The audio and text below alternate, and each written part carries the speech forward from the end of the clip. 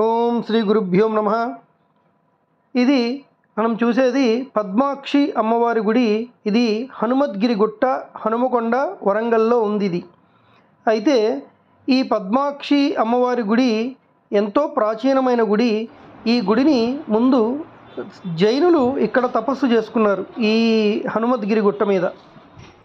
అయితే వాళ్ళు ఈ అమ్మవారు ఎవరైతే ఉన్నారో ఈ అమ్మవారి విగ్రహాన్ని, ఇది స్వయంభూ విగ్రహము, దీన్ని తొలగించి ఇది జైనుల యొక్క గుడిగా మారుద్దామని విశ్వ ప్రయత్నాలు చేశారు.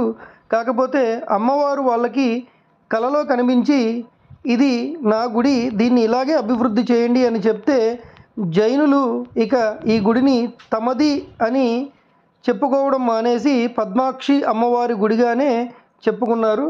అయితే ఇక్కడ మరొక విశేషం ఏంటంటే ఈ గుడిలో విఘ్నేశ్వరుడు శయనం అంటే శయనించి ఉంటారన్నమాట. ఇక్కడ శయనాకారంలో ఉంటారు, ఆయన శయనించి ఉంటారు, అట్లానే పూజలు అందుకుంటున్నారు. కాబట్టి ఇది అత్యంత ప్రాచీనమైన గుడి ఈ పద్మాక్షి గుడి.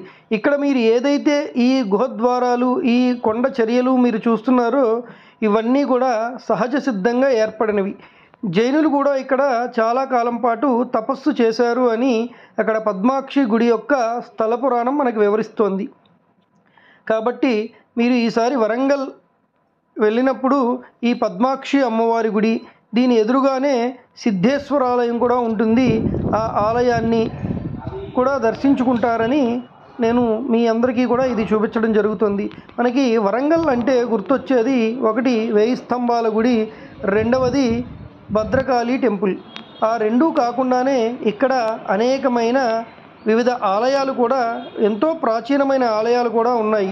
దానిలో ఈ పద్మాక్షి అమ్మవారి గుడి ఒకటి. ఇది శిలాశాసనం అన్నమాట మనకి ఇప్పుడు కనిపించేది.